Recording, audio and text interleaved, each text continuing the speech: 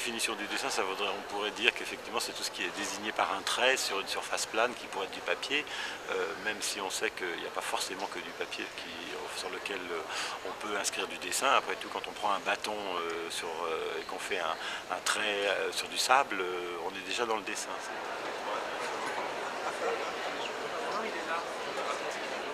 Donc je parle toujours de définition possible et impossible du dessin aujourd'hui, et tant mieux. Il faut que ça circule, il faut que tout ça soit très...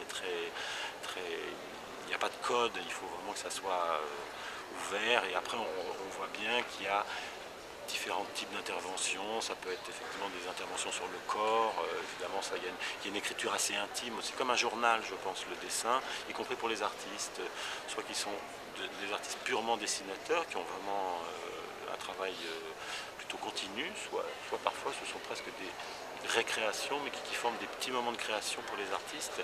Je pense que c'est pour ça aussi que le salon a autant de succès auprès des artistes. Je crois qu'il y a une vraie adéquation, je pense, entre le dessin et le geste des créateurs. Je crois aux oreilles. À chaque exposant de faire un choix, de mettre en avant un artiste sur chaque stand, sur un tiers du stand, et puis de l'autre côté d'ouvrir un petit peu la sélection à des pratiques qui peuvent aller de l'art brut jusqu'à des conceptuels ou effectivement d'autres pratiques qui relèveraient peut-être plus proche de la bande dessinée, du wall drawing, du graffiti, mais tout ça se mélange avec le dessin. Ça va? Comment ça va? Tu vas bien? Donc là on arrive sur des prix de 100, 200, 300 000, mais l'offre elle est très large. Et je pense que pour un jeune collectionneur, il faut vraiment saisir l'occasion maintenant, parce que là vous avez vraiment un travail de création unique, certes un peu fragile, mais pas plus fragile que la photographie,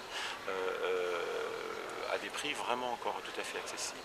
Et je crois que souvent c'est comme ça, les salons, enfin en tous les cas tout ce qui est le système marchand peut donner envie très vite, au fond, à un public de s'intéresser à une chose. C'est ce qui s'est passé pour la photographie avec Paris Photo, et c'est, je pense, ce qui est en train de se passer avec le salon du dessin contemporain pour à la fois des collectionneurs même plus, disons, établis, et puis les jeunes collectionneurs.